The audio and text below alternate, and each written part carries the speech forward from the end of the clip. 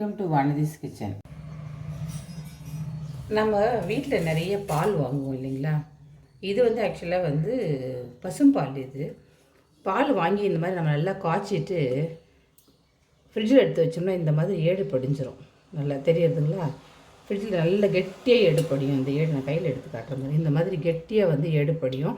இந்த ஏடை இந்த மாதிரி ஃபில்டர் பண்ணி எடுத்து இந்த மாதிரி கலெக்ட் பண்ணி வச்சுருக்கேன்.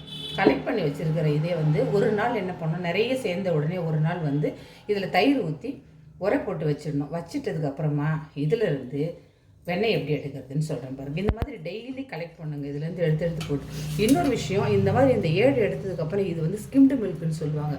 இந்த மில்க் உடம்புக்கு ரொம்ப நல்லது. சிறிய ஜார் ஒன்று எடுத்துக்கோங்க.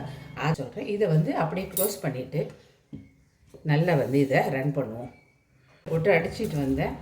பார்த்தீங்களா எப்படி வருது போயிடும். இந்த மோரை வேஸ்ட் பண்ணாமல் இதில் இதை என்ன பண்ணுங்கள், இஞ்சி கொத்தமல்லி எல்லாம் போட்டு அரைச்சி குடிச்சிருங்க. இல்லைன்னா இதில் பாதியும் நல்ல தயிர் கொஞ்சம் எடுத்து மோர் குழம்பு வைங்க, சூப்பராக இருக்கும். அது முறை தண்ணி விட்டு அலசுறேன். நல்லா இந்த மாதிரி அலசுங்க. அலசிட்டிங்கன்னா அந்த புளிப்பு சுத்தமாக போயிடும். நல்ல வாசனையாக இருக்கும். இது மாதிரி கிட்டத்தட்ட எங்கள் வீட்டில் ஒரு 30 வருஷமாக எங்கள் அம்மா இந்த மாதிரி வேண்டிட்டு, அதுக்கப்புறம் என் சிஸ்டர் எடுக்க ஆரம்பித்தா. போன வாரம் தான் திட்டினா என்ன, நம்ம வீட்டில் இத்தனை வருஷமாக பார்க்குறேன், உனக்கு வெண்ணெய் எடுக்க தெரியலையே அப்படின்னு. பட் இன்றைக்கி தான் நான் ஃபஸ்ட் டைம் பண்ணுறேங்க. இது ஆக்சுவலாக இது வரைக்கும் எங்கள் சிஸ்டர் தான் பண்ணிகிட்டு இருப்பா வீட்டில். இதை நான் இன்றைக்கி தான் ஃபஸ்ட் டைம் பண்ணுறேன். போன வாரம் அவங்க திட்டின உடனே அவங்க செய்யும்போது பார்த்தேன். அதனால் இன்றைக்கி நான் ரெடி பண்ணிட்டேன். இது ரொம்ப குயிக்காக அப்போ மாதிரியெல்லாம் சிரமப்படாமல் அருமையாக வெண்ணெய் எடுக்கலாம்.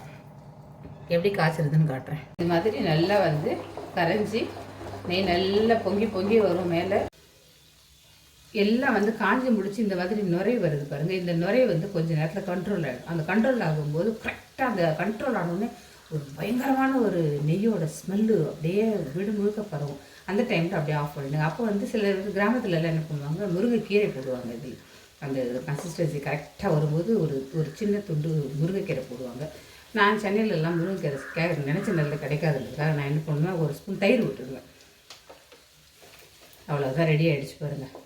இது அப்படியே இது அடங்கி பார்த்தீங்கன்னா தெரியும். நல்லா நெய் எப்படி இருக்கு பாருங்கள்.